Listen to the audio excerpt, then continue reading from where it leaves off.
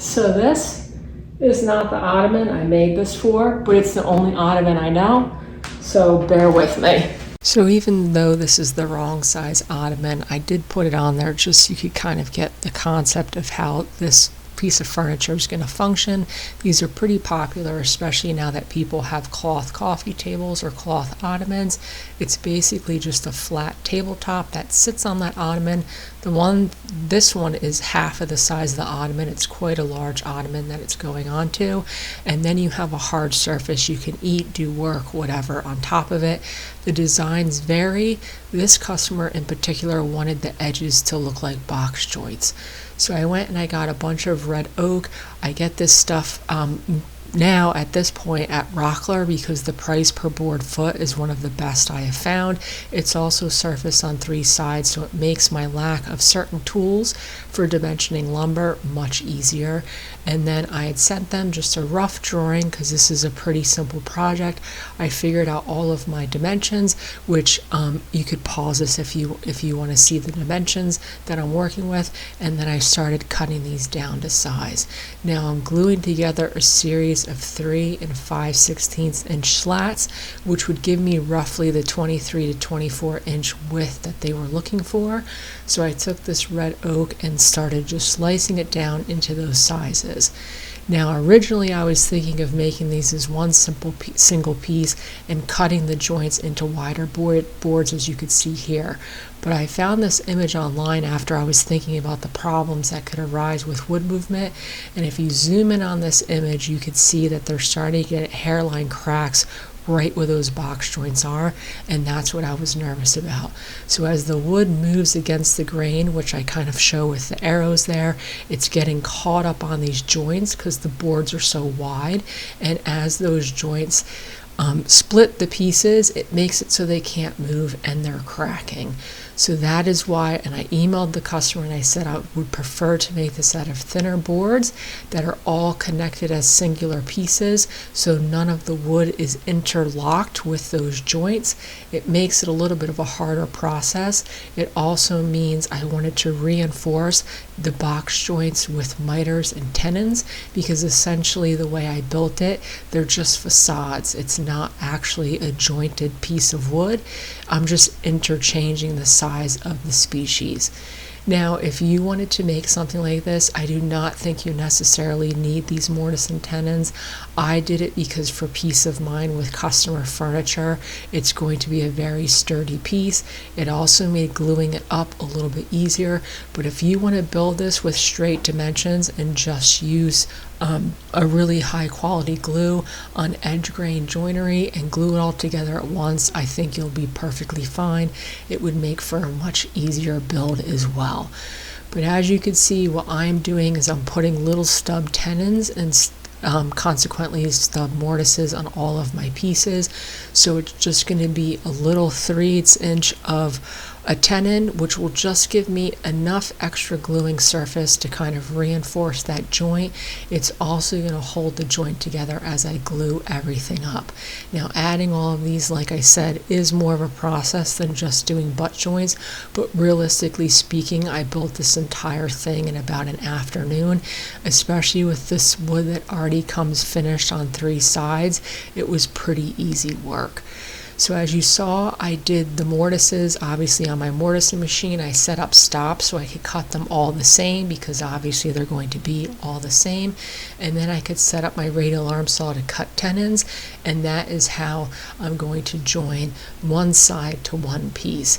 Now this piece I made because they need the inner dimensions to be 47 inches. I'm using 3/16 inch material. The drawing was for 1 inch, so the dimensions are a little different, and I'm going to interchange them, and that is how I'm going to get the look of the box joints on the edge. So I made 4 of this particular size. Once I had that done, I could go through and take measurements, because at this point, if I'm off by a 1/16 or so, it's not going to matter. We gave ourselves some leeway on the inner dimension, so it doesn't fit super tightly on that ottoman. So once I had those first 4 done, I made sure they were all the same size. I got my final length measurement, and then I can make the secondary pieces in order to match. So that is how they're going to be interchanged, and obviously you're working with 2 different lengths on top as well as 2 different lengths on the bottom. So I cut an oversized short piece, lined it up next to the one I already had, and then I knew the height of that, accounting for the tenon, which is 3/8 of an inch, and I could go through and just cut a series of those. So all I'm doing is flipping it. On the first piece, the mortises were on the shorter side and the tenons were on the longer side. On this one, the mortises are on the bottom side of the long pieces and the tenons are only on the short pieces. So once again, you could see what I'm saying by if you want it to be just butt joints and glue it all together, I think you'd be fine, especially since the whole piece is being held together. But I use peace of mind with this just to reinforce those joints. And then that is how that one is going to look. And you can see I can interchange all of the pieces, and then I create that look of as if I had cut box joints on the side. Like I said, my original plan was to make a jig, use my router, and on a glued up panel, cut those joints. But I have a lead time of like 2 to 3 months at most times, and I was thinking about this project. I got nervous about wood movement, and as soon as I saw that image, I figured it just wasn't worth it to do wider boards. And then that is what the dry fit looks like. Once again, pretty simple project. So I have some plans for this. I'll put a link in the description for the plans. They should be done by the time I upload this. But honestly, if you want to build something like this, I really don't think you need it. So for the joinery on this one, I'm using epoxy because epoxy is a better void filler glue than Type on 3, which is what I usually use. There's also a lot of joints to glue together, and I happen to keep a slow set epoxy in the shop, so it will give me a lot more time to glue all these up. I did this in a series of 2 glue ups. I thought it would be easier to glue all the mortise to the tenons and then glue all of the pieces together. So I'm using cauls in order to keep my sides perfectly square and flat. I'm checking my outside dimension as well as my inner dimension to make sure it doesn't get smaller than 47, because that is the primary inner dimension I need. And you can see I just use a series of clamps and cauls, which are basically just 2 scrap pieces of wood on either side of those scraps of wood in order to hold everything flat. Now I made this 3 5/16 because I knew the chances of me gluing all of these perfectly together where the sides were perfectly flush was going to be slim to none. And while they were almost perfect, I had a couple pieces I had to trim down. So you saw this was a little over 23 inches, which was perfect. The ones that weren't perfectly flush, I just sent them to the table saw, removed a minimal amount of material, and then basically I'm kind of jointing these ones that are too oversized in one dimension or the other on the table saw and making them all flat. And the fact that I made it a little oversized means once I did this was almost perfectly 23 inches. So once I sanded all the glue off and put everything together, that's what it looks like. You could see I do have some darker red oak versus some whiter red oak, so I made sure to space that out evenly so you don't get a patch of whiter material once you stain it versus darker material.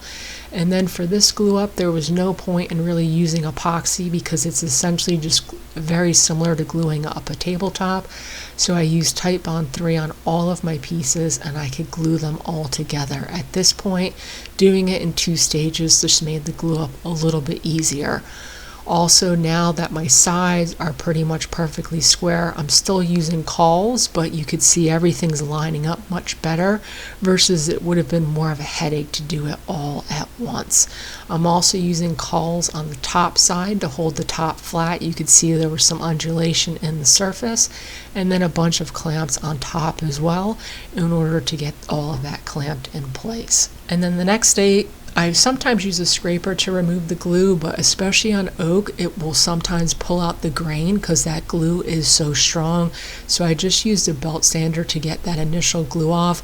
Any hairline cracks, I use a mixture of oak sawdust, which I keep stashed in the shop, mixed it with some glue, filled all those hairline cracks. I'm kind of one of those people that fills everything, and I had one spot where there was a really nice grain pattern on this one piece of wood, but it also meant it chipped a little bit. So I also happen to have 1/16 of an inch red oak veneer, which is great to have around the shop because I could just slide and glue that into place, and that was how I fixed any problems on the piece. At this point, I had given them a stain chart. They had picked out the color they wanted, so I'm putting a coat of, I believe this was English chestnut, on the entire piece. I used pre-stain beforehand, even though you don't really need that on oak, but it helps you. The pre-stain won't absorb into glue, so if you have any glue spots, that will spot it for you and point it out, and you could fix that before putting stain on. I waited a full 72 hours before putting finish on this. They wanted a really durable finish, and I like Osmo oil, but I read you shouldn't put that over stain, so instead of testing that out on a customer piece, I just used Armor Seal oil base, which is a really nice finish I've used before. I really like it. It's easy to apply. I put about 4 coats of that on.